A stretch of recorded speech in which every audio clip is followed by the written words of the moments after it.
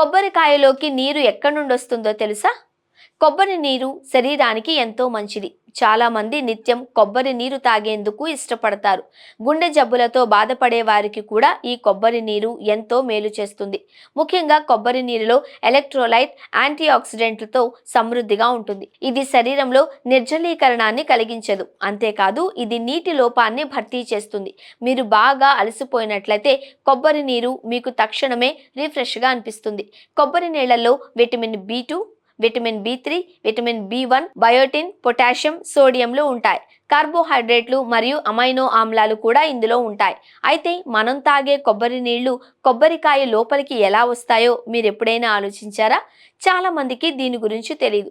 ఇప్పుడు ఆ ప్రశ్నకు సమాధానాన్ని తెలుసుకునే ప్రయత్నం చేద్దాం. ప్రపంచంలో నీరున్న ఏకైక పండు కొబ్బరికాయ. కొబ్బరికాయలోని ఎండోస్పర్మ్ భాగమని మనం తాగే కొబ్బరికాయ లోపల ఉండే ఈ నీరు మీకు తెలియకపోవచ్చు. ఈ భాగం తర్వాత ఎండు కొబ్బరిగా మారుతుంది. నిజానికి ఎండోస్పర్మ్ లేదా ఎంబ్రియోసాక్ అభివృద్ధి చెందుతున్న పిండానికి పోషకాలను అందిస్తుంది.